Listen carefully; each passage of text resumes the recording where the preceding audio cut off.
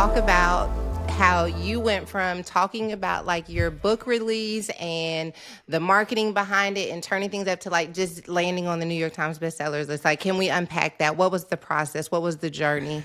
The journey was abject fear. First, I was like, man, I hit the New York Times bestseller list the first time with my wife. And I always thought that book would do better because she is her own person with her own audience and people love her. But this was going to be by myself. And my publishers were like, hey, man, it's not working, brother. It's not working. So I was like super embarrassed talking it out with my wife. And she was like, you need to switch up your marketing, like you need to switch up your angle. It's like, you're funny, but that's not the reason people need to buy this book. You need to tell them what you know, which kind of felt like bragging. Yeah. But I really struggle with that. But I took her at her word. I made a video within that hour and like switched up the programming, and I ended up on the list, and I was genuinely surprised. But I have learned time and time again, listen to women. Listen to especially your wife. Like your wife is designed to help you and vice versa.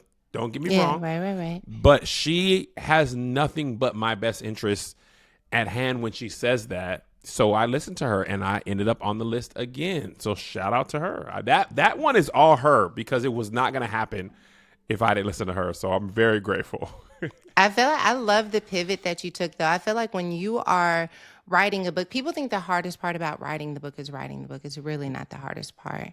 Right. But that part is hard. That part's not cute. Yes. Like, don't get me wrong. But having to tell people about the book and convince them that it's worth them reading, and it takes just like time after time after. It's really a challenge. I personally, I think that's the hardest part for me, because when I finish writing the book, there's a part of me that's finished with the book. When I close that laptop, I'm done with it. So I don't understand why I'm now talking about it all of the time. Yes, I agree with you wholeheartedly. It is hard, but marketing it is infinitely harder.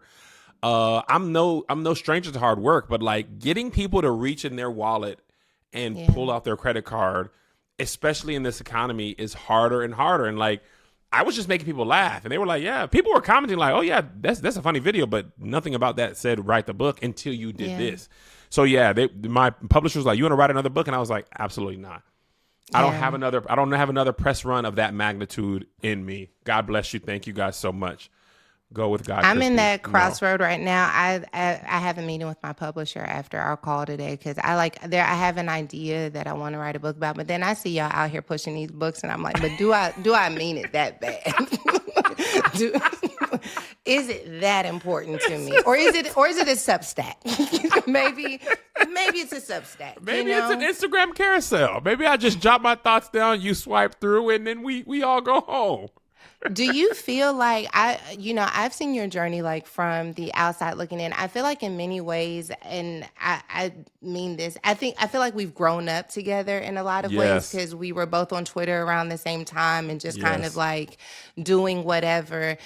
I feel like it's difficult to even pinpoint the strategies behind your success, the development of your platform, your brand, your voice, because it has happened so fast that I feel like writing a book like this requires that you like really dissect, okay, like how did this happen? Because on one hand, it feels like it happened fast, but on the other hand, like there was some strategy that went into it. Yeah, absolutely. I think when you're in it, like living through it, you're not really able to see what's happening a lot of times. For me, it's like I'm just figuring out how to sell these tickets, how to get a job, how to move to LA, how to get a TV show made.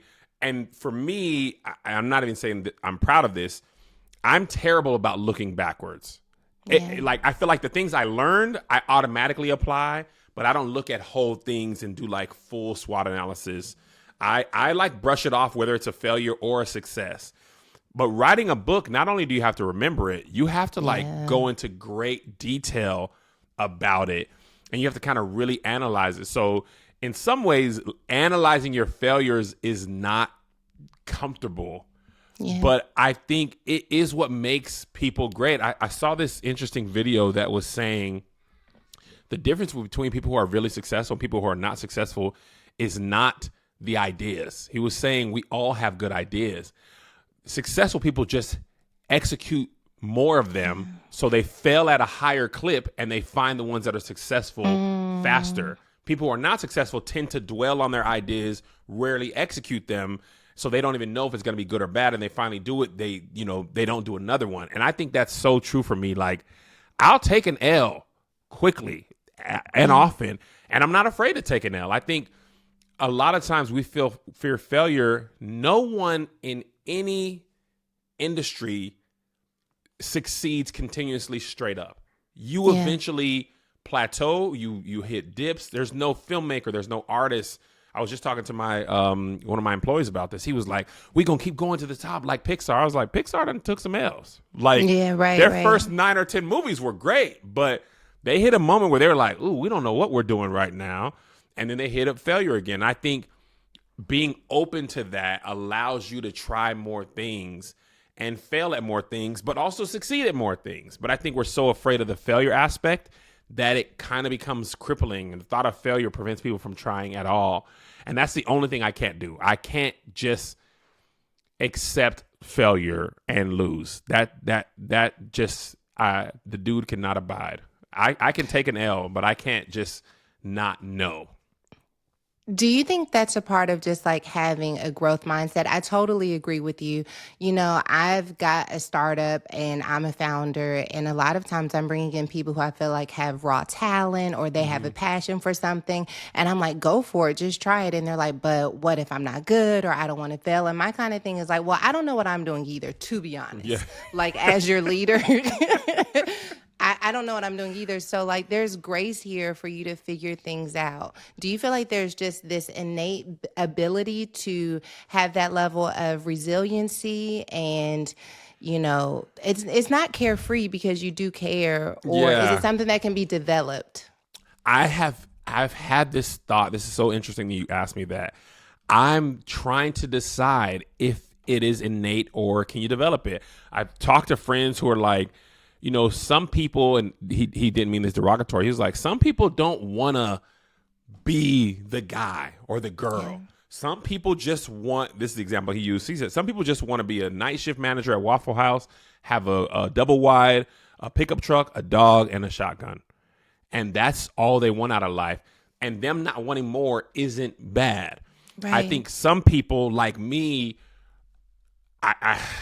and probably you, there's an unsettling part of us with like not pushing forward and trying. And then there's other people who have that there, but are just crippled by fear. I think the big difference is fear. That's honestly what I think. Fear can lead to you not trying.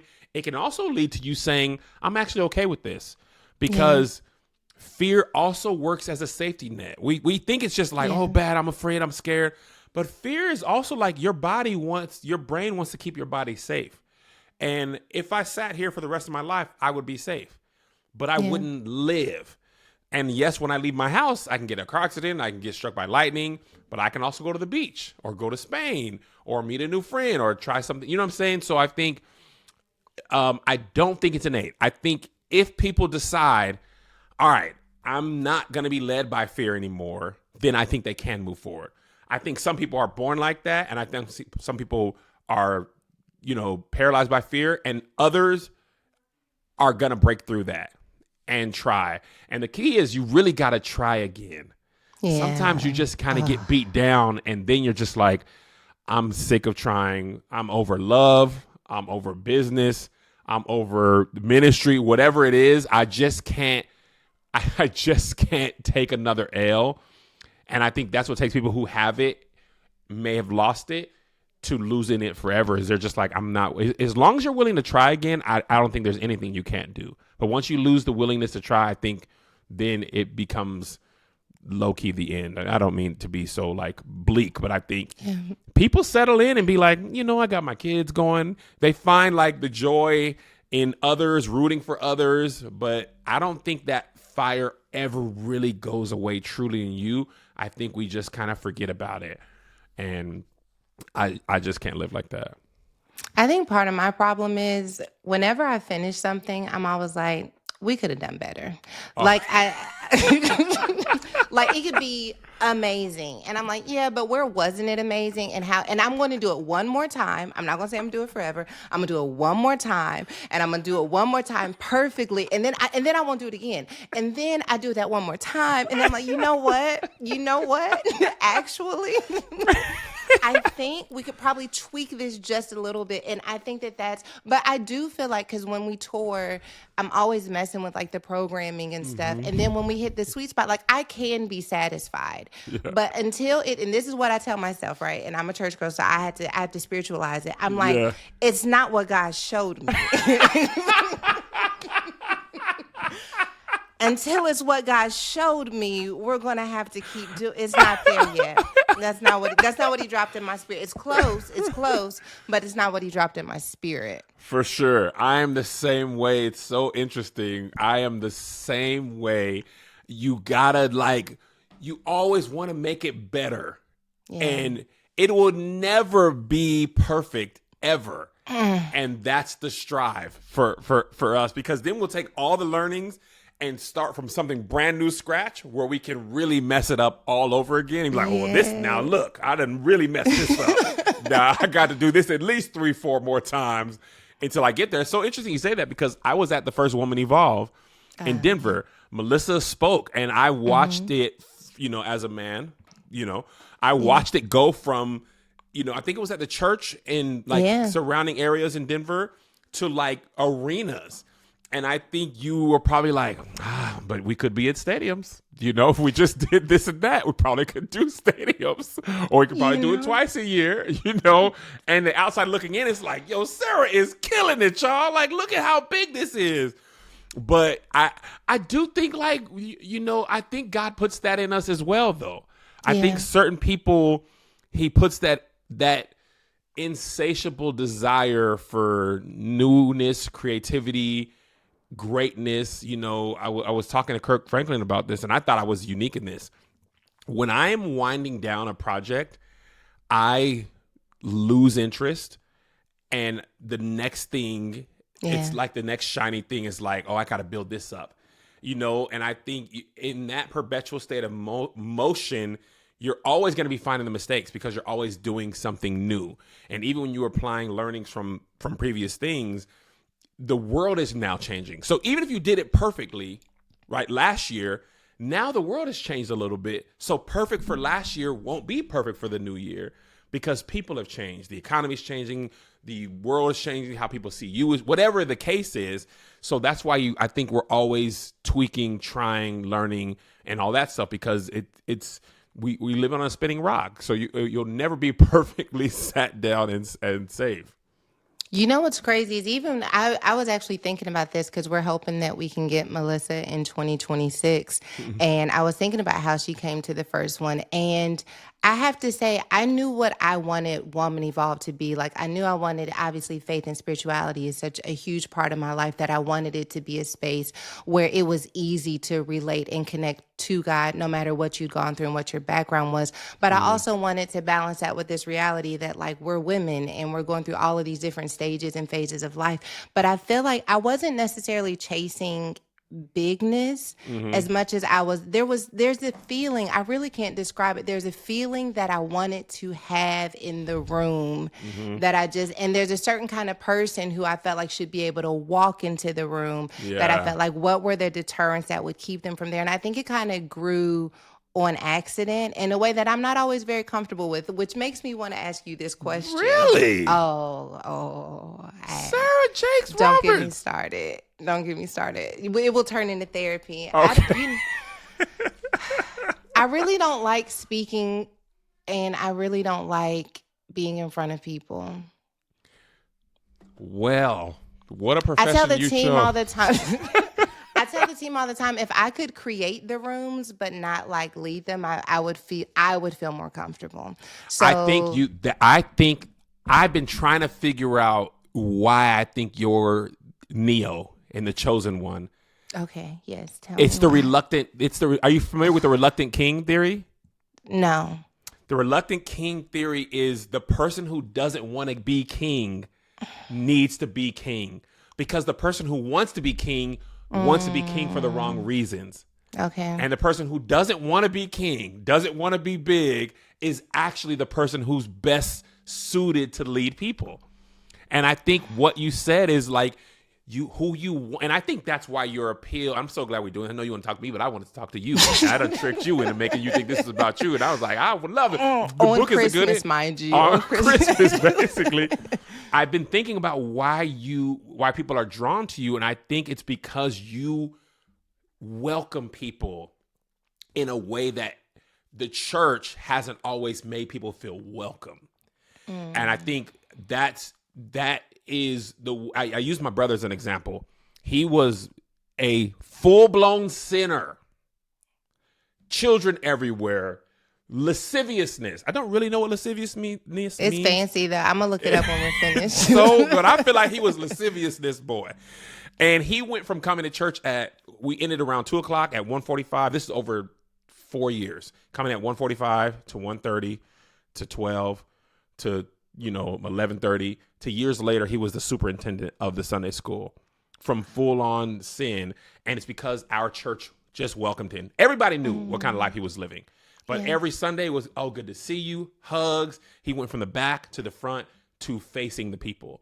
And I think you have that sort of, come on in, get yourself something to eat, regardless of where you came from or where you're going. Get yourself something to eat, take those shoes off, get you a towel, wipe. You know what I mean? Like, that's why I think I can see now why you don't want it to be big, why you don't want to be in front of people, how people can be, especially you being in the limelight from birth almost. But I think that's also why you are uniquely positioned to do what you're doing. Yay. Yay. That makes me so happy. I think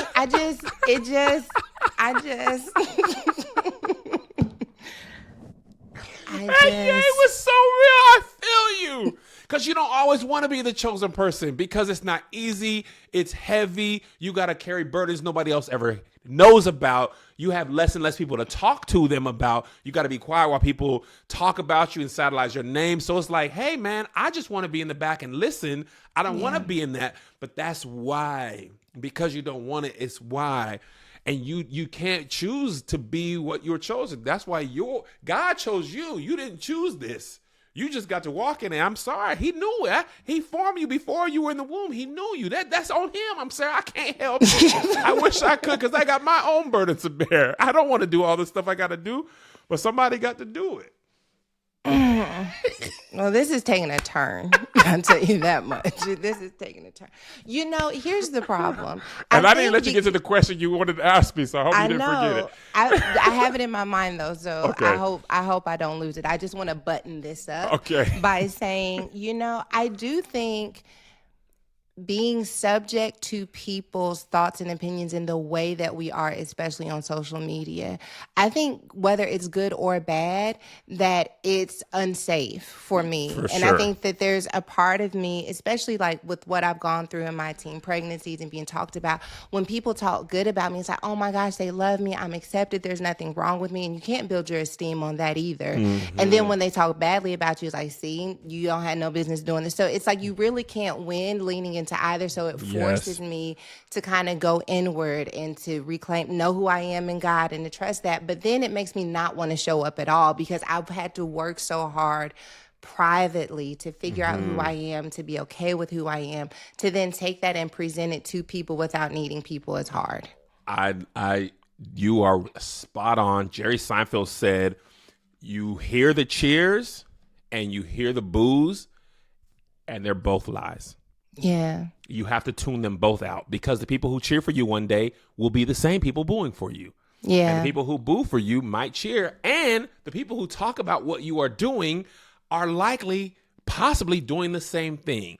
So you really do have to be solid. And I used to yearn for the public's approval. But when you yearn for the public's approval, you are susceptible to their disdain. For sure. I had to be like, oh, I can't go looking for tweets that support me, because you're going to find somebody that KevOnStage is ugly and he ain't funny. Okay, well, dang, I was looking for, okay, wow, that's in here too, huh? Yeah. So let me just focus on the work, do what makes me happy, have a solid base of family and friends unrelated to electricity. Who I could just be, if KevOnStage got canceled or whatever that means, I could still come to your house and play Uno. You got to have your group chat and your sound base, because the internet will make you feel like the whole world hates you. Oh my gosh. It'll feel like the entire honestly, globe. Everybody. Everywhere you go, people talking. And the more algorithmic this gets, the harder it is to avoid, because you don't have to search your name anymore. Yeah. You don't have to look for, usually you had to go search your name or follow these people. Now the algorithm just like, this person hates you. What you think about that? Oh, this person don't like you. If anyone ever got on my For You page on TikTok, they would just swear I don't know anything about Jesus. I don't want any inspiration. You all did a great cover of Great Is Thy Faithfulness. I'll never hear it, because I don't want you all to think that I want to see anything about me. I can't do anything about it on Threads. Instagram already got me. Well, TikTok is the one place where I can say 1, 2, 1, 2, 3, release them, and nobody. You, Mecca, you know what I mean? Keep me. Yes. That's about as close. That's about where I'm going to land 100%. On the FYP, because I choose not. It's not where I thrive. It's just not where I thrive. And the thing is, I feel you. I was telling my wife, I'm gonna have to eventually get off of all these, because I know I can't. You're not built to take it. Yeah, human beings are not built to take that much negativity. We're not designed that way. And it's gonna be a sad day, and I will miss it. But I can't take it either. I think people think we are uniquely positioned to take anger. It. No. It hurt my feelings too, y'all. Yes, I saw that. That hurt my feelings bad. What you mean? I'm not special. I was just like you. I went to high school, middle school. I want to be friends. I don't want nobody to be hurt. I'm hurt. You got me. Yes, I saw your thread. Yes, I saw your TikTok. I promise you I saw. And then you know what else? You know what else really blows me? Is when people be like, I don't care what they say about you. Are they saying things about me? Because I wasn't aware. Did I? I don't care what they could never make me hate you. Ooh, so they're trying then. They're trying to make you hate me then. I didn't know. Let me tell you, when we left Woman Evolve in Atlanta, it was probably one of the most powerful experiences we'd ever had. Mm-hmm. And everything was right. We downsized in order to go to State Farm Arena, but I felt like God maximized the vision. Mm-hmm. And it was just beautiful beginning to end. I could have never been prepared to be tossed to and fro on the internet. I just wasn't prepared. Over an offering appeal. And which kind of, I think my sensitivity about you got to be responsible, you got to be this. I'm like, okay, so I hated that. But then where them fans at is what I'm getting tossed to. I didn't even know. I thought we was just, I'll be honest, I haven't heard more than 15 seconds. And you know what? My bad. I'll listen to the whole thing next time. But I just could have never guessed that was going to be the thing that got me. But God is faithful. I got to get you on my Not My Best Moment podcast, where we talk about all the things where the world dragged us and what we learned from it. Because and sometimes you see your friends out there and you want to jump out there and help them, but it'd be like, then they're going to get on me. I already took my lashes. So you know what you do, because I know you can see when I like the post. So I just want you to know I am indeed standing with you. They gonna jump on me, and it's not my turn now. It's gonna be my turn again. I'm still healing, but I want you to know I hit you on the side. I'll text you on the side and DM you and be like, bro, this is crazy. For you. Oh, no. You're covered. You're covered for sure. I went before the throne and I spoke your name. Anything. Who am I? What can I do? I don't want to draw their attention to me, because they're going to be like, I know you ain't talking. We still mad at you all linked up together. And see, this is what happens with... That's not going to help anyone. It's like, have you seen that Donald Glover meme where he comes in and the world's on fire? He's just like, ooh. That's what it feels like. It's the worst when you didn't see it coming. At least if I knew I misstepped, I'm like, okay, they're going to kill me for this. when you didn't even know what you did, you go on Threads or TikTok, you're like, oh, I'm me? in trouble. What I do? I'm in trouble. I didn't. I'm so afraid to be myself on the internet. I used to want to be in a sorority. I dropped out of college. I'm glad they didn't get me on that. They snatched my letters up. You better denounce right now. I never did it. You denounced the thought that you wanted. I denounced the fact that it was in my heart to do. I'll tell you that much. I'll tell you that right now. I didn't do it, but it was a part of what I probably would have done had I graduated, but I didn't, but it was. And so,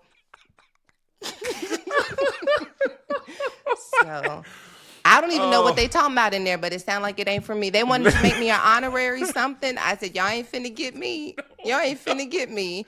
Nope. Y'all didn't get the letter. Y'all canceled. Your coverage has been canceled. Nobody's interested. Amen. This podcast has gone off the rails. It was needed. At least on my behalf, it was needed. You need some people who know what you're talking about, because otherwise you feel like you crazy. And I'd be like, am I crazy? Because I didn't know. Because in your mind, you really haven't changed much. No. But somehow the perception of you changes, and you don't get a notice like, oh, people feel differently about you. Yeah. You're like, oh, wait, dang, I thought I was with y'all. And it's like, oh, no, you with them now. Ain't nobody told me. I didn't know that you felt differently about me. So I was unaware. I thought we was all doing this. So it is a unique situation that I don't wish on people. It's hard to explain, harder to live through. But I am still grateful that God has allowed me. I just felt like I should say that. I didn't even have the ability to say it, Sarah. I don't even know where it's going to lead. I'm just grateful that God. I didn't know. I had my friend Candace. My friend Candace told me, she was like, I think that you are in a different lane now. You know what I mean? She's like, after the Atlanta thing, she was like, I think that you're just, but the thing is, I don't want to be on the highway. The thing is, I want out the car. But thank you, God, but and then there's the balance too, right? For sure. Because also, thank you, God. Also, yes. Sometimes I wake up, I have my really early morning calls, and I'll be like, man, I hate waking up, but not like that. Not like that. I do want to see tomorrow. I do want to see tomorrow. Let me be clear. I love life. I do what don't you take my wife away. I don't want you to take this away. I just want to complain a little bit. Just a little bit. Okay, so this is what I was going to ask you, and I can kind of force back into the book conversation. Okay, maybe. We'll see. Do you think that is our church religious upbringings that makes us always have to balance even success with you got to stay humble? You know what I mean? Is this idea of you can't complain because you got to be grateful. So does it leave room for you to even have a human experience? And I think about this, and I know that I don't know, but from the outside looking in, I will say it looks like you've done some element of deconstructing as it relates to your faith. And I feel like for me, I've done my own work, and I feel like I have really had to lean into this reality that Jesus really was 100% divine, but also 100% human. Yes. You know what I mean? He grieved in the garden. He got frustrated. He got upset.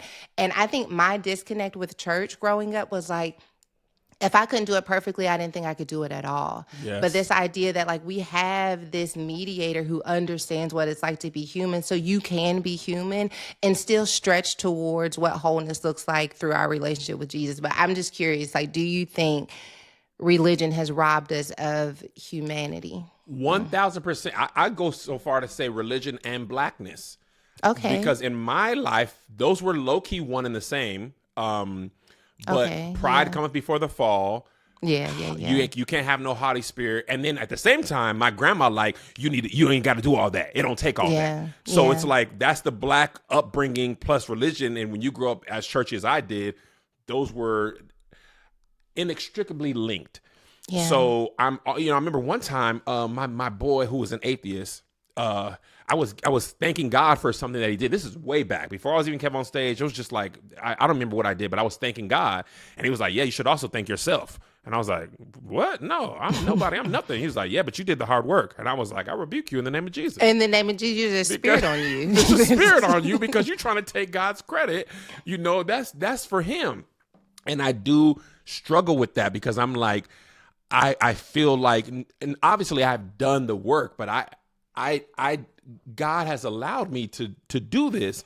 And I don't know where gratefulness and humbleness, is that me truly being humble? Is it a fake humble, as we used to say in the church? Am I being humble? Because sometimes, you know, I had the benefit of being really in the church, not just a member. Like, I worked in the church, my family was there. So I saw the position, the way a pastor had to appear to his flock. And I'm not blaming the pastor. Sometimes the people put you on a pedestal and they rob you of being a regular person if you wanted to.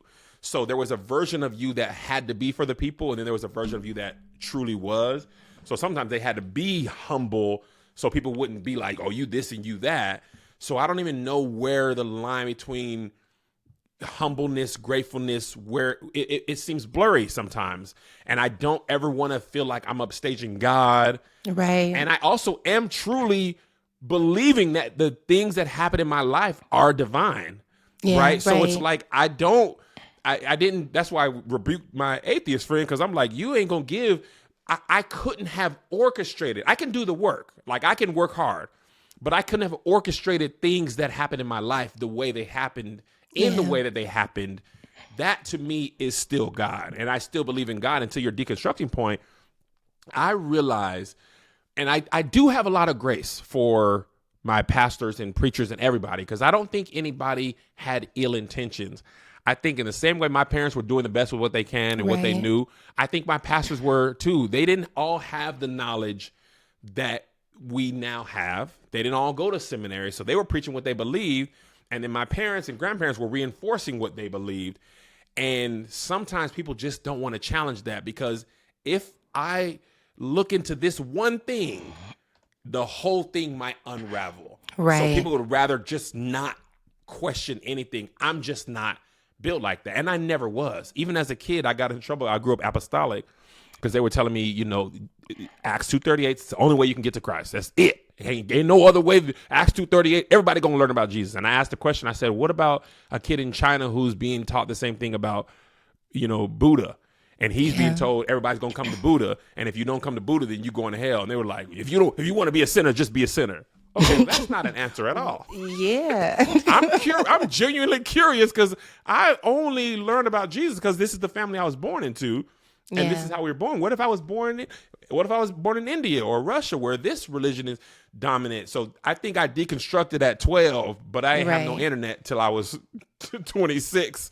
So that's when I tried to understand. I think a lot of times people think deconstructing is like, for me, it's not a way to go away from the church. No. To me, it's about, I want to understand God for myself for real, not just what was imparted to me. Because once I found out, one of my pastors growing up, my first pastor, he was one of those pastors where everything is a sin. Card games is a sin. Going to the movies is a sin. Women wearing pants is a sin. Women wearing makeup is a sin.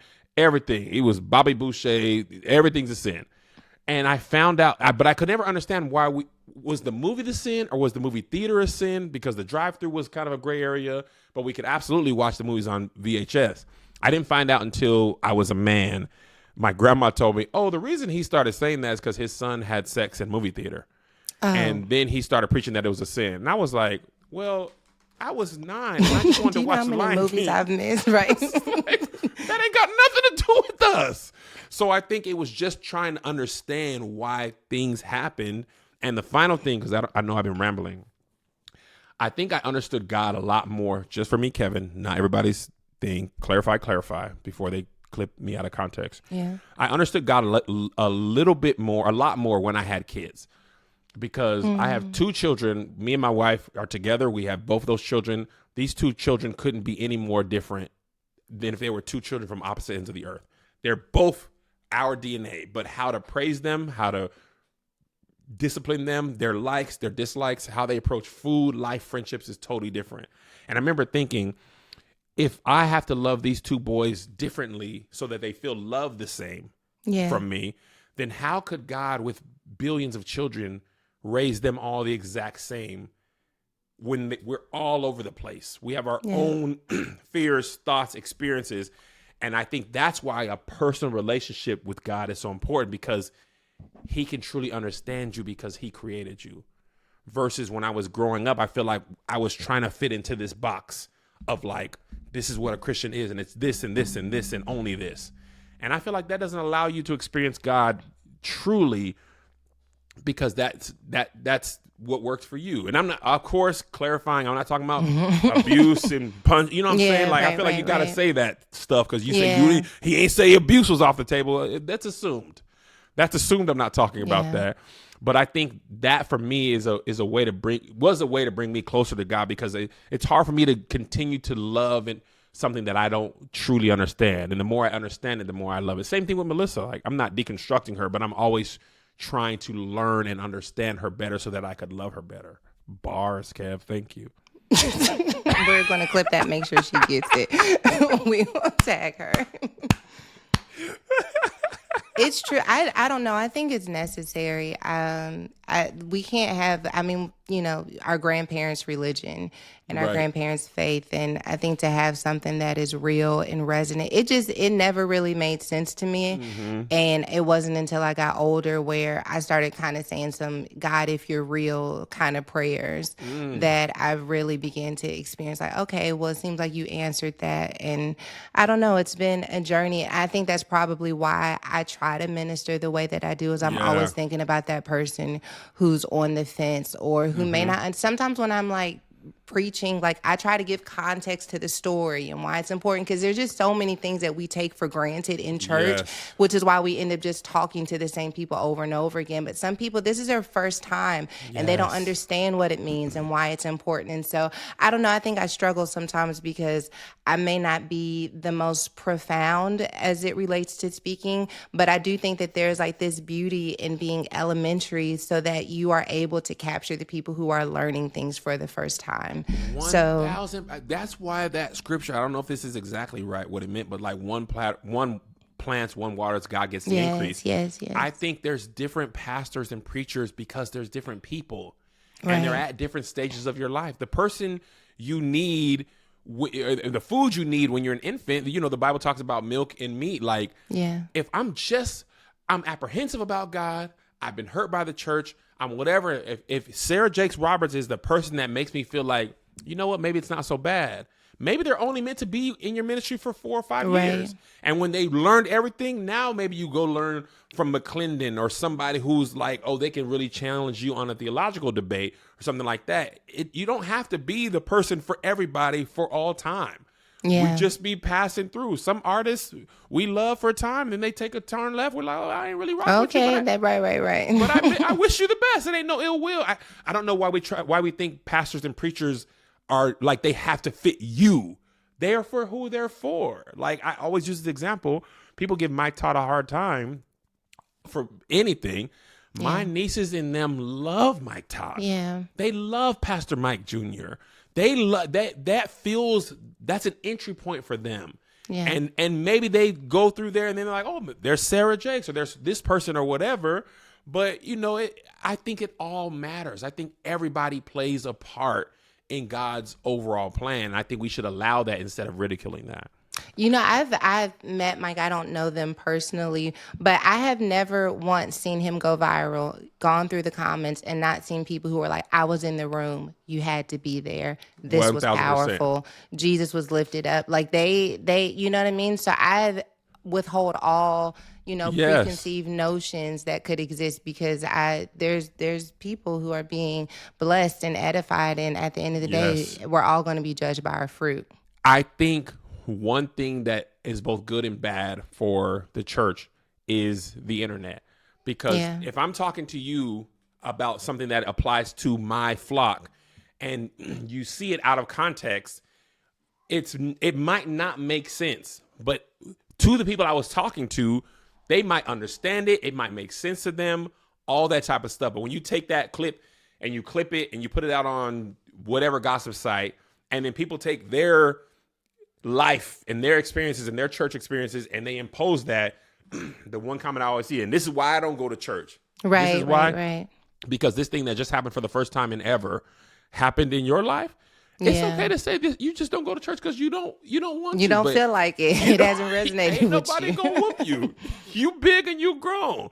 But I think it's been a blessing and it's been a detriment because I didn't realize how many people who'd been hurt feel like, boom, now I feel vindicated. This is exactly what I'm talking about. And sometimes it's true. Sometimes Yeah. the church can be embarrassing and all that type of stuff because it's full of people who are embarrassing and flawed.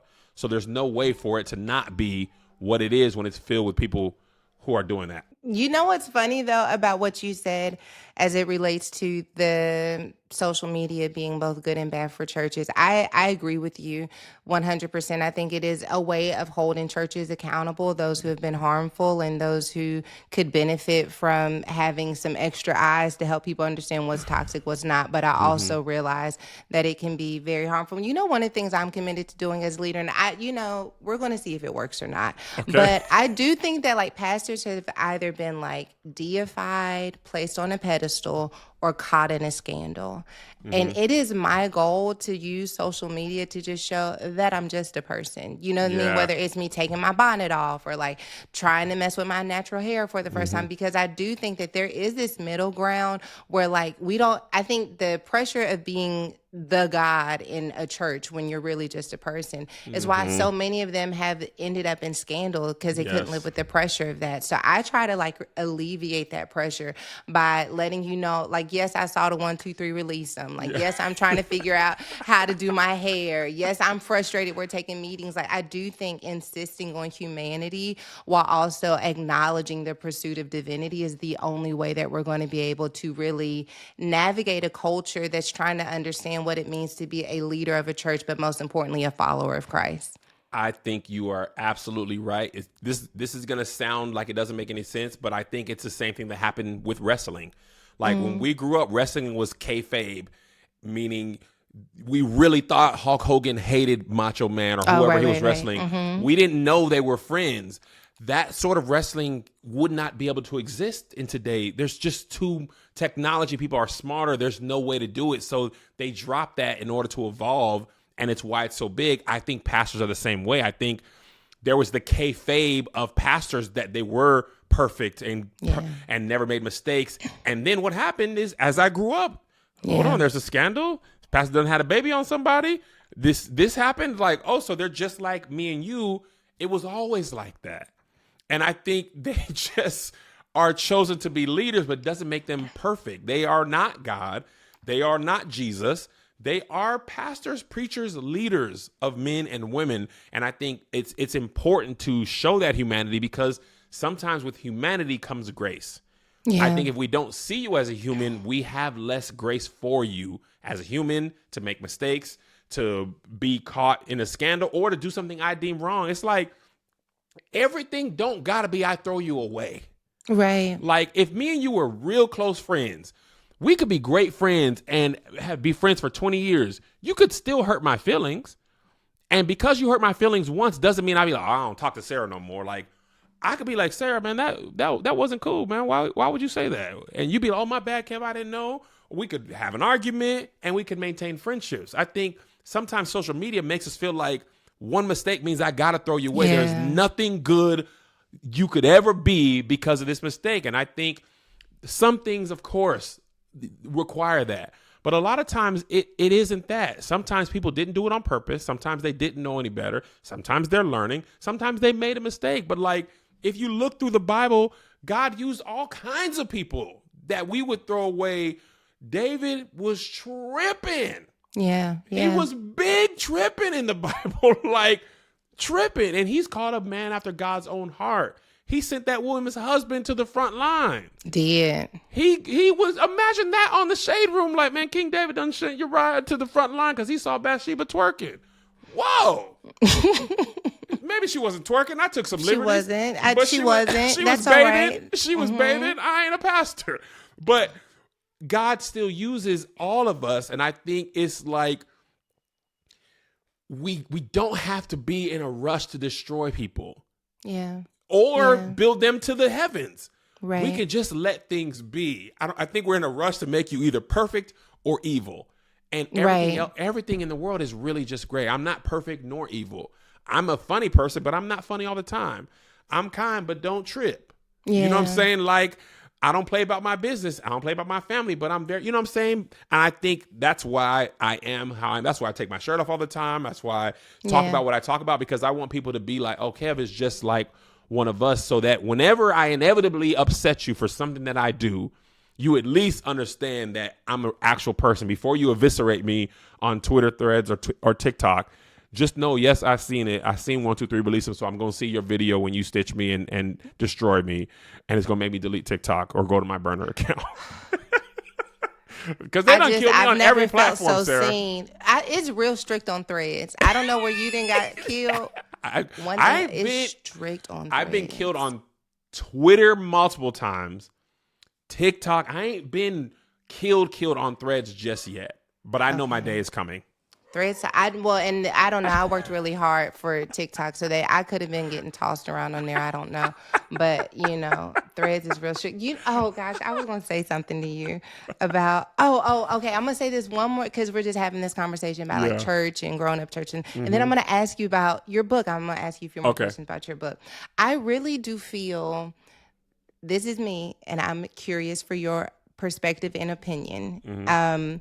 I feel like growing up in church, I heard a lot of messages about like what God's going to do for you, but not necessarily like the character development that is available in the process of us becoming like God. So I want to dissect that a little bit, because if we believe in the power of the Holy Spirit to really transform us to become someone who looks more like Jesus, that's character, that's morality, that's discipline, integrity, all of those things, which is such a thick process that it should leave no room for you to judge anyone else. Ultimately, we're talking about the process of sanctification and becoming holy like God is holy, right? Like, I feel like I missed that lesson growing up in church.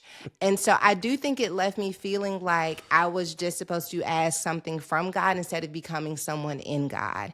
And I feel like I just feel like that is a distinction that is missing in our conversations about faith and ministry and sermons that I think would help people understand why this matters. It's not just what God's going to do for you or that God is in control. Like, we have an opportunity to become in this process. And you can be that person of integrity. You can be honest. You don't have to model these lives. And I'm curious if you had a different experience. No, I think you put words to something that I had been thinking but hadn't quite like, oh, I'm doing these fingers. I mean, we talking good. I hadn't quite like nailed down, because like growth is character growth, all growth. It's not perfect and it's not linear, right? Yeah. Just like healing an injury or a baby learning to walk, like you learn to walk, you learn to balance, you stumble, but you don't just pick up and walk perfect and never trip and never fall. And I think, if you think about like a purifying process, the Bible talks about purifying, like it's a process. It takes time. You remove impurities by heat, by fire, and by time. And I think in some ways God is probably developing us a long time, and that means mistakes will be made a long time. And what you learn for this level or for the next level is learned by mistakes from the previous level. So if you want to continue to go up, that means you're going to continue to make mistakes up. And I don't think I've ever learned about the character development in that way. I think a lot of times it was very transactional. You do this, you get that. You pay your tithes, your car don't break down. It was very like give, receive, give, receive, give, receive. And I sometimes think about like, oh, this I don't know why I felt this such a way. I sometimes give my dog a treat to train him to like sit, behave, don't jump on people. And sometimes I just give him a treat because I like him and because he's my dog. And I think God sometimes gives us things just because he's good. And because he has so many things to give us. You don't always have to do something. I just came home and I like the dog. Let me pet you. Let me give you a treat because I love you, because I'm good, because you're good, because you're... And then I found out he did do where he was supposed to. But then, I can't get the treat back. We just move He gave on it from to here. you. I gave it to you. I didn't know you tore my slipper up upstairs. But even still, you're still worthy. And I think I grew up mostly scared of God, Yeah, mostly for scared sure. of hell. We grew up very focused on the vengeful part of God and the fire and brimstone part, less focused on the goodness and the grace Yeah, part of God. yeah, And I think God, you would want, if God is our parent, you would want the best for your children. You would want them to experience things that are good, even though you know they're going to have to develop to truly appreciate them. So I think that's a very spectacular point that you made. That's something I've thought about, but I haven't been able to be like, this is what I think it is. And I think it's what happening for me and you in certain ways. We're like living in even though your dad was a pastor, he wasn't a pastor in this age. You know yeah. what I mean? So there's a lot of things he can help you with, but he can't help you with everything. And Or a there's, woman, which is and its own set of listen. struggles. Ain't Yeah, nothing ain't nothing TD can tell you about that. He can yeah, tell you everything you know, and he won't be able to tell you nothing about that. So I think in some ways we're doing things in an ever-changing landscape, trying to figure it out always, and it's impossible for us not to make mistakes. And I think that's part of it. Like, it's risky, but it's also worth it. It's risky yeah. and rewarding. Okay, I want to ask you, as you look at your life, your career, and the progression of it. Mind you, I just want to say you put the whole squad on. Like when I see the commercials, I'd be like, "Oh, those are the kids. Oh, that's his Yeah. friend." Like you put the whole squad on. So much respect for that. Thank you. I am wondering as we see like the world change with technology and the entertainment industry beginning to change, like what makes you hopeful and what makes you nervous? What makes me hopeful? Great questions, SJR. What makes me hopeful is like people like me who grew up with like less access to the tools are the internet is equalizing the playing field For sure. where like I grew the more technology and the tools became available to me. I didn't Yeah. have money for cameras, memory cards, equipment, paying for editors, filmmakers. Like you had to have money. Now, the majority of my businesses run from this, which a lot of people have access to. Like there's so much that I do myself is there. So I love that because of the internet, your talent is more easily able to be discovered by people who would like you because the gatekeepers can't stop you from posting and the algorithms are designed to put your content in front of people that like it. So it's equalized. The thing that makes me worried, first as a Black person, as companies consolidate, Yeah. it's the greatest resources are never going to be reserved for Black people and even less for Black women.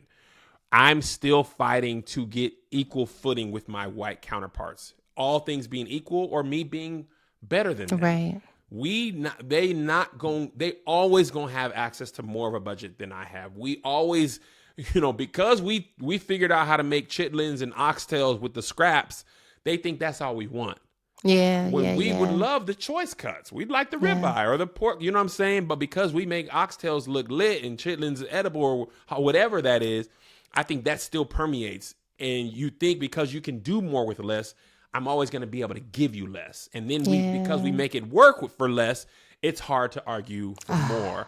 So it's like that is such a hard thing to overcome because a lot of times it's not people like us seeing our value. I found that most of my success has been because a Black person in that company has saw my value and explained it to somebody who not only didn't see my value, probably never even heard of me.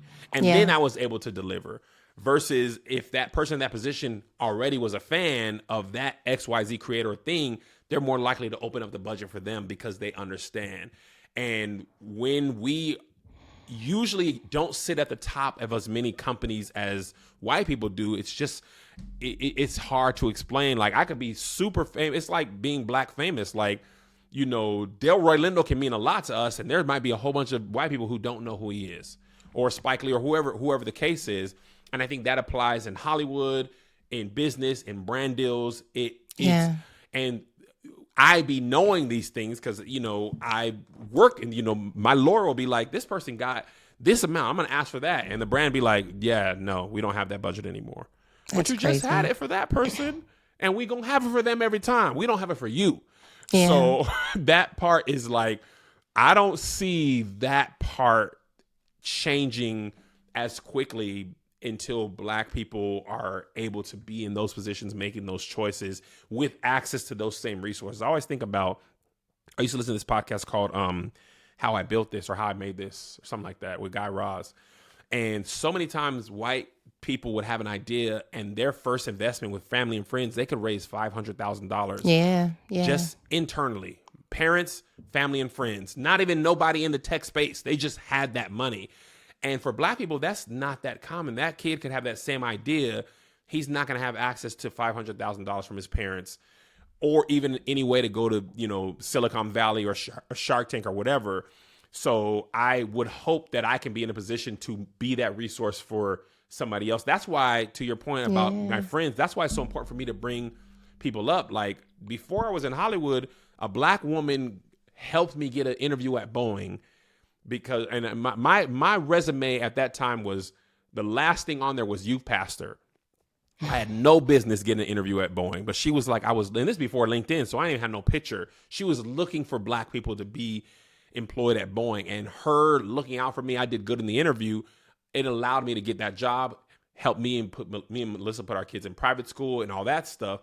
So ever since then, I've been like, if I get my pinky toe in there, the first thing I'm going to do is be like, all right, let's go, Tone, to here. Let's go. Let me put all these actors on because one, that's how I am. And two, in this business, you don't know who's going to blow past you and who might be able to pull you up. For sure. So I feel like it can't hurt, to help somebody that can't help me at all. At minimum, I'm doing what somebody else has already done for me and continues to do for me. So if I get nothing else out of it than doing the right thing, that's good enough for me because I got some things that I didn't deserve. So I have no problem looking out for other people. I think that that's why God will always continue to bless the work of your hands, though, because you take it and you're fruitful and you multiply. You know what I mean? And I think that that is the most God-like thing anyone can do. I appreciate that. I didn't put my talent in the ground. I Yeah. ain't bury it, and I love to give people opportunities. I realized my purpose along the way of when I worked at All Def and I didn't even have any money. I realized the thing that brought me the most joy is just like a person hadn't had a chance to act. They get a chance to act. They hadn't had a chance to direct. They were always a camera person, but they want to direct. I can do that for you. And I've just been kind of doing that in my career. And I think it gives me more joy than anything else is being like, being on a ladder and pulling somebody up, even if that means they go past you. That also doesn't bother me because your path was always your path. I don't want to, some people want to help you as long as you stay at or below them. They don't want to help you if it means you can blow past them. That ain't your journey is not mine to own or hold. Yeah. If I help you and you blow past me, one of my interns, Trevor Wallace, white kid, he was my intern at All Def. That boy is filthy rich, touring all over the nation, doing stuff I want to do, touring in Australia. And I cheer for him because that's his journey. I don't want to sit up here and be jealous of somebody that I helped. Brother, go on past me. One day, hopefully I meet you up there. But if not, kudos to you. I just don't rock like that. And that's why I sleep well, because I ain't hating on nobody and I ain't worried about nobody. When it's time for bed, I go to bed quick because I'm free and peaceful. I do think, like, okay, if you're listening to this podcast, you got to get Kevin's book. It's going to bless you. But I do think that just hearing his heart posture as it relates to his career and his path ought to give you peace on your path and where you are. But there is something that I think is like not being stated that I want to highlight for those of you who are like taking these gems. Like, when he talks about the podcast he listened to about how people built their careers or built their businesses, when he talks about the strategy and like getting into certain rooms and bringing other people in the room, like he's not just talented, he's smart. He's not just, creating content that makes you laugh. Like, do not let the laughing fool you. Up underneath that, like he's studying. Did you hear some of the words he's used throughout this podcast? Can we put a buzzer every time it's a big, you know what I mean? Like, cause let me tell you where these comedians get y'all messed up. Yeah. Y'all be hee-hee-heeing, but they not really hee-hee-heeing all the time. They doing a lot of thinking. You hee-heeing, they thinking. And I just want you to know that Kev on stage he be in the library. Kev on library. Kev on studying. Okay? It's not, so study. Talent is not enough. Oh, you my have God. to pick up a book, and you should pick up this Study one. to show thyself approved. That's Bible, but it can be That's the applied to word. regular life, though. Thank you. So we could have talked probably for another hour. I didn't even get into all of the questions. I want to talk about parenting and marriage and all of the things that you have going on, but maybe we can run it back in another way. But I'm I'll grateful come for back. your time. I Thank you appreciate so much that. for having me. You were amazing. We working when we should be off, but at least we understand each other. This is just the way the world is this year. I don't know, but we both If we doing have it. to work, at least it could be this. I'm At hoping my least it next can be meeting this. is not, real work. I appreciate that. Thank you so much for having me, Sarah. I truly appreciate it.